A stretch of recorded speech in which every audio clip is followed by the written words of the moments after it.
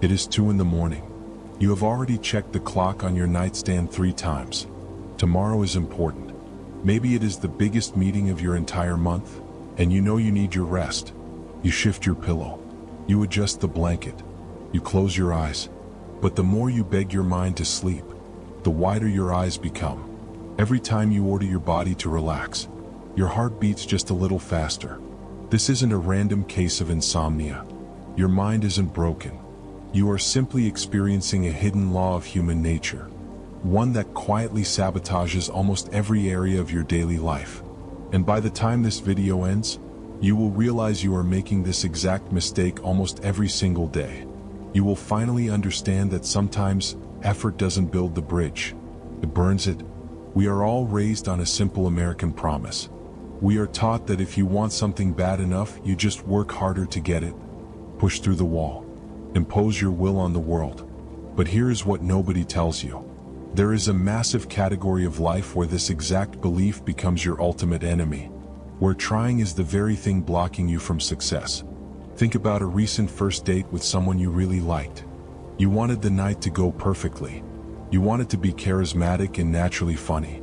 So you carefully monitored every single word you said. And what happened? The effort you put into being charming actually made you rigid, awkward, and disconnected. Or think about the last time you sent a risky text to someone who was slowly pulling away from you. You crafted the perfect sentence. You hit send. And then, you waited. You wanted to fix the distance so badly that you sent another text, just to playfully explain the first one. And in that exact moment, you killed whatever attraction was left. Your desperate effort to pull them closer is exactly what pushed them away forever. But let's look at an even stranger, everyday example. Have you ever walked across a crowded room carrying a completely full cup of coffee? When you don't think about it, you walk perfectly fine. Not a single drop spills.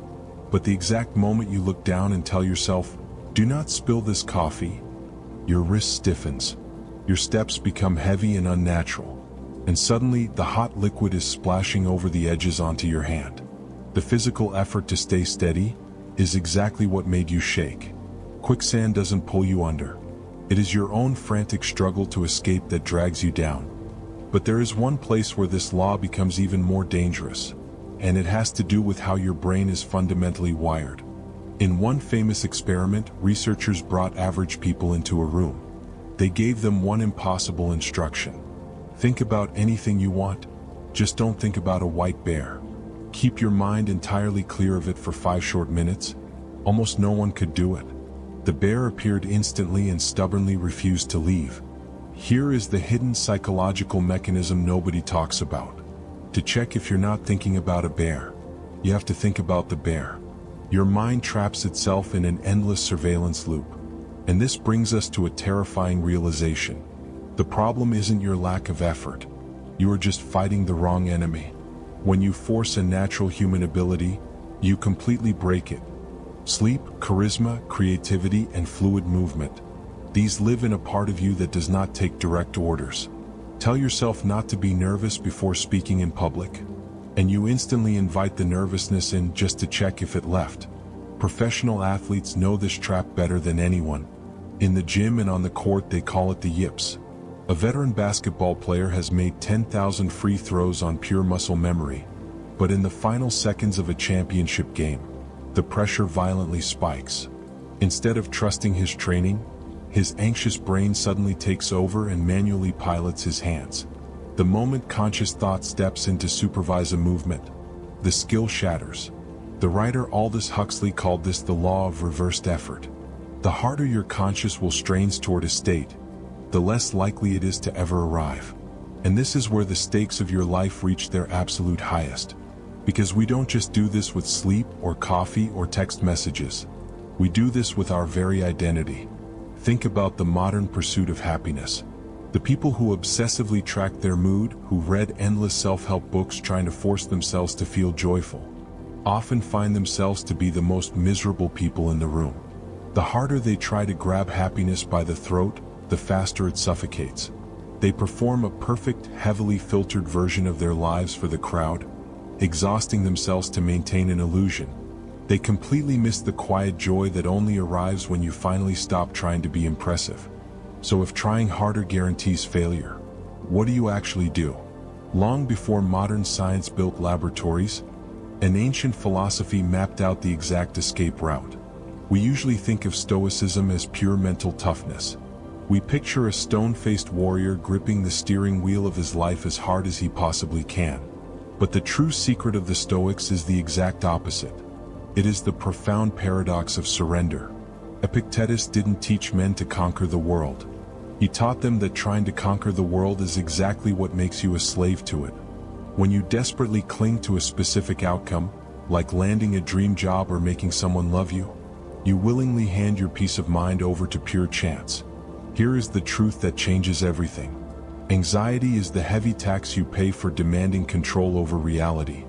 Freedom is what you earn the moment you stop negotiating with it. The Stoic answer was never to become weak or lazy. Their answer was absolute precision. Do the heavy work that belongs to you. Prepare for the meeting. Train for the game. And then, completely release your heavy grip on the final outcome.